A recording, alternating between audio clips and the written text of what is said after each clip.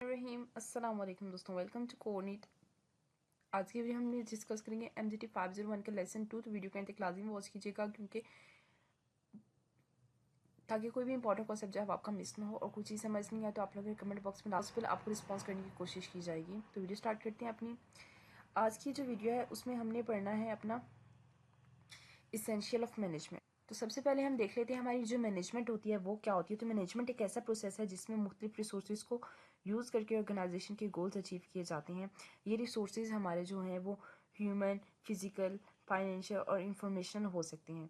अच्छा जो मैनेजमेंट होता है वो होता है जो काम इफेक्टिवली और एफिशिएंटली के साथ किया जाता है। इफेक्टिव हमारे पास क्या होता है, ऑर्गेनाइजेशन के गोल्स को अचीव करना, और एफिशिएंट क्या होता है कि उन्हीं गोल्स को कम वेस्ट के साथ रिसोर्सेज को यूज़ करके उसी गोल्स को यूज़ करना। ठीक है, तो आई होप सो इफेक्टिव और एफिशिएंट का आपको कॉन्सेप्ट क्लियर हो गया होगा कि इसको जस्ट गोल्स अचीव करना और efficient minimum wastage of resources के साथ उस गोल को अचीव करना। और जो बेस्ट मैनेजर होता है वो क्या करता है, इफेक्टिव और एफिशिएंटली दोनों के ऊपर फोकस करता है। अब हमारे पास कुछ फंक्शंस है मैनेजमेंट के, वो देख लेते हैं। तो मैनेजमेंट का जो प्रोसेस है वो मुख्तलिफ एक्टिविटीज़ पर मुश्तमिल होता है, जो कि प्लानिंग हमारी ऑर्गेनाइजेशन होगी, इसके अलावा लीडिंग और कंट्रोलिंग होगी। फॉर एग्जांपल एक इवेंट मैनेजर है, पहले इवेंट प्लान करता है, फिर टीम को ऑर्गेनाइज करता है, फिर लोगों को गाइड करता है और आखिर में रिजल्ट जो है वो चेक कर लेता है। प्लानिंग क्या होती है हमारे पास, प्लानिंग का मतलब है फ्यूचर के गोल्स डिसाइड करना और उन गोल्स को अचीव करने के लिए पहले से एक्शन प्लान करना। इसमें करंट सिचुएशन के एनालिसिस भी आ जाते हैं, फ्यूचर का अंदाज़ा भी लगाया जाता है, ऑब्जेक्टिव सेट भी कर लिए जाती हैं और स्ट्रैटेजीज बना दी जाती हैं और रिसोर्सेज का इंतजाम जो है वो शामिल होता है।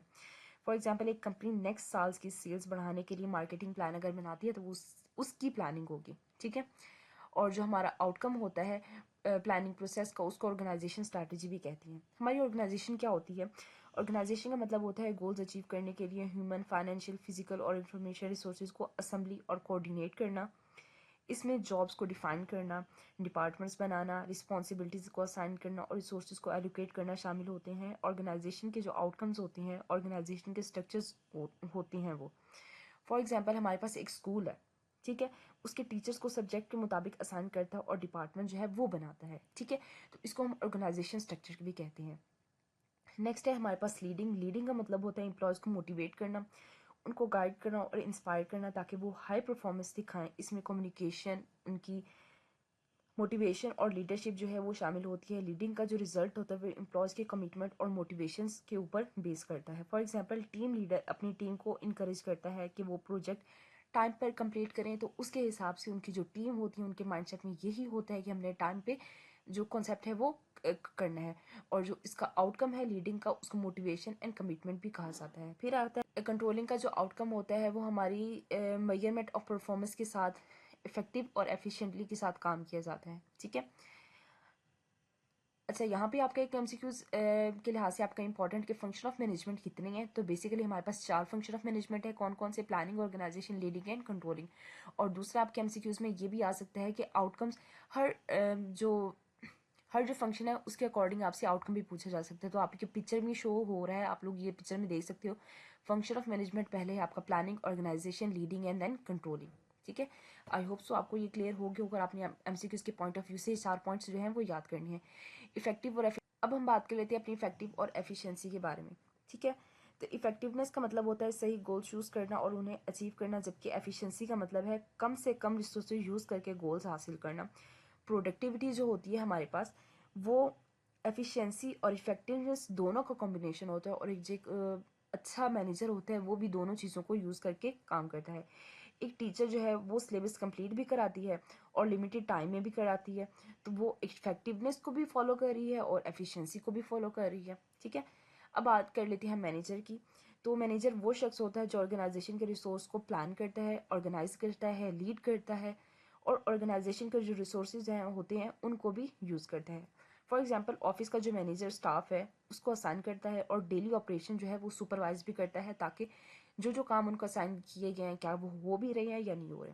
अब मैनेजर्स के हमारे पास कुछ टाइप्स हैं तो वो देख लेते हैं। बेसिकली हमारे पास 3 टाइप्स हैं, तो ये आपको शो हो रही हैं, स्टैटिक मैनेजर, टेक्निकल मैनेजर और ऑपरेशनल मैनेजर। तो आपके एमसीक्यूज के लिहाज से इंपॉर्टेंट है कि आपके मैनेजर्स की कितनी टाइप्स होती हैं।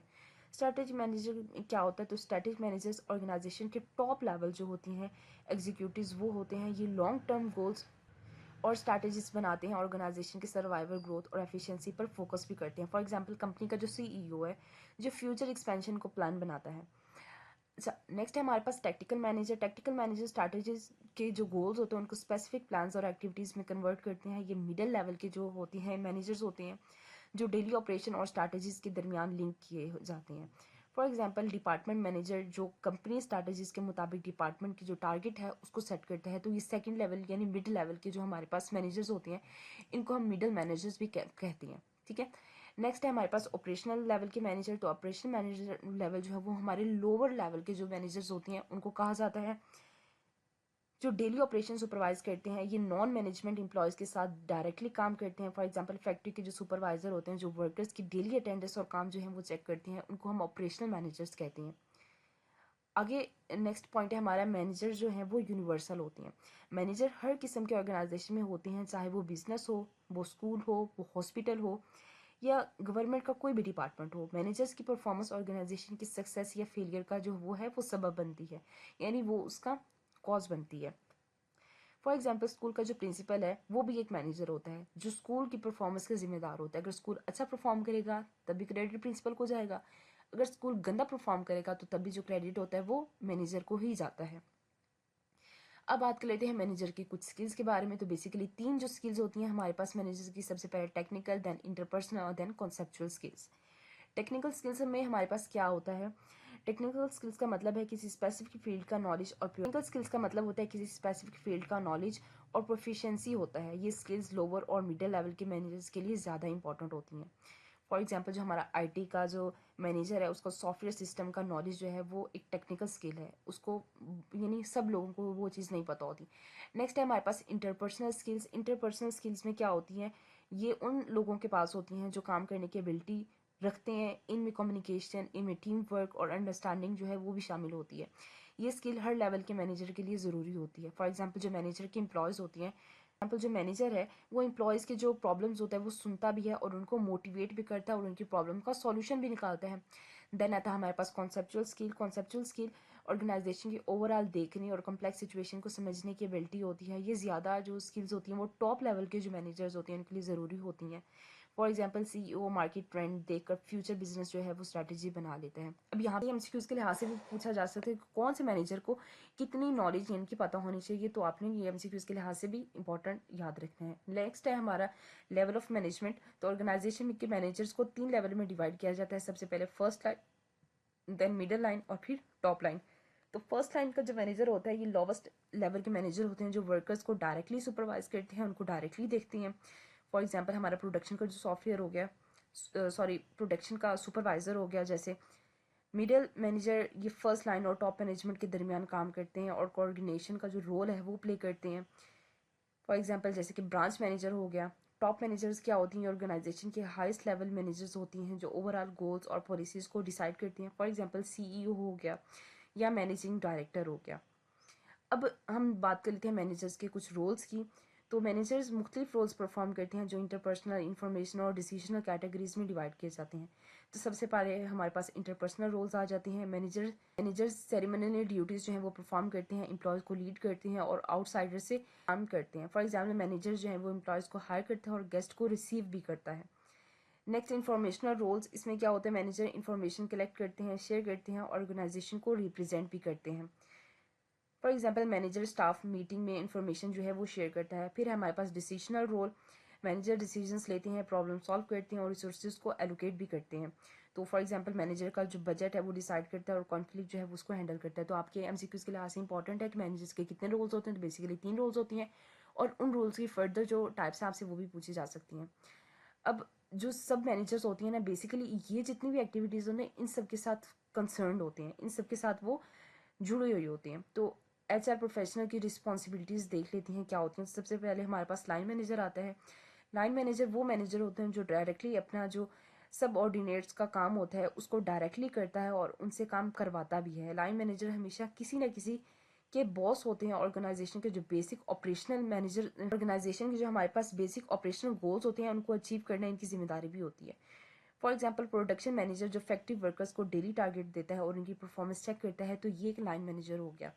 स्टाफ मैनेजर क्या होता है, इसका रोल ये होता है कि लाइन मैनेजर को असिस्ट करना और एडवाइस करना ताकि ऑर्गेनाइजेशन के गोल्स जो हैं वो अचीव हो सकें। स्टाफ मैनेजर खुद डायरेक्टली एम्प्लॉयज़ को कमांड नहीं करता बल्कि सपोर्ट सर्विसेज प्रोवाइड करते हैं। एचआर मैनेजर जो लाइन मैनेजर को एम्प्लॉयज़ की सिलेक्शन और ट्रेनिंग में गाइड करता है।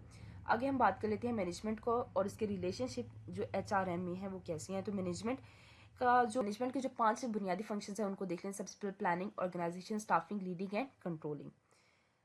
फॉर एग्जाम्पल मैनेजर जो है वो बिजनेस प्लान बनाता है और एचआर डिपार्टमेंट उस प्लान के लिए सुटेबल एम्प्लॉयज जो है वो हायर करता है ताकि उस जो प्लान बनाया हुआ उसको उसकी रिक्वायरमेंट्स को जो फुलफिल करेगा उस हिसाब से एम्प्लॉयज जो है वो हायर किए जाएंगे। अब बात कर लेते हैं एचआरएम जो है वो कैसा रोल प्ले करता है ऑर्गेनाइजेशन में हमारे।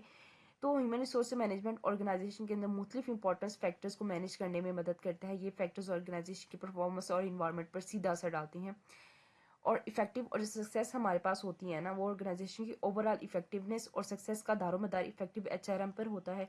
जब मैन पावर जो है वो इफेक्टिव होती है ऑर्गेनाइजेशन अपने गोल्स को एफिशिएंटली अचीव करता है। इसी तरह एचआरएम ऑर्गेनाइजेशन की ग्रोथ और सस्टेनेबिलिटी में सेंट्रल रोल जो है वो प्रोवाइड करती है। तो फॉर एग्जांपल जो वेल ट्रेंड और मोटिवेटेड वर्कफोर्स कंपनी के प्रॉफिट्स होती हैं वो रेपुटेशंस और जो स्किल्स लेबर होती हैं और जिनसे उनके पैसे बढ़ते हैं, तो वो दोनों चीज़ें मिलकर हमारी इफेक्टिव और जो हमारी एफिशिएंसी होती है मैन पावर के साथ मिलके वो दोनों एक चीज़ बढ़ाती है। तो अगर इफेक्टिव एचआरएम होगा तो इफेक्टिव ऑर्गेनाइजेशन भी होगी। तो एचआरएम जितना अच्छा होगा ऑर्गेनाइजेशन उतने अच्छे से वर्कआउट करेगी। अच्छा, नीचे हमारे पास कुछ की टर्म्स हैं, ये आपने हमें जितना भी इस चैप्टर में पढ़ा है उसकी शॉर्ट डिस्क्रिप्शन है, ठीक है। तो नेक्स्ट चैप्टर इंशाल्लाह नेक्स्ट वीडियो में कवर करेंगे। तो आई होप आपको क्लियर हो गया होगा। कोई चीज़ समझ नहीं आया तो आप लोगों ने कमेंट बॉक्स में लाजमी पूछना है। बाकी हमारे चैनल को लाजमी जाकर विजिट करना है, काफ़ी ज़्यादा हेल्पफुल डाटा पड़ा हुआ है जो आपके लिए बहुत ज़्यादा हेल्पफुल होगा। मिलेंगे नेक्स्ट वीडियो में एक नई अपडेट के साथ। कोई चीज़ समझ नहीं आया तो आप लोगों ने कमेंट बॉक्स में लाजमी पूछना है। अपना बहुत ज़्यादा ख्याल रखिएगा। वीडियो अच्छी लगी तो इसको लाइक लाजमी कीजिएगा, बाकी फ्रेंड्स और ग्रुप्स में भी शेयर कीजिएगा ताकि आपके साथ साथ उनकी भी हेल्प आउट हो जाए। तो मिलेंगे नेक्स्ट वीडियो में, तब तक के लिए अपना बहुत ज़्यादा ख्याल रखिएगा। अल्लाह हाफिज़।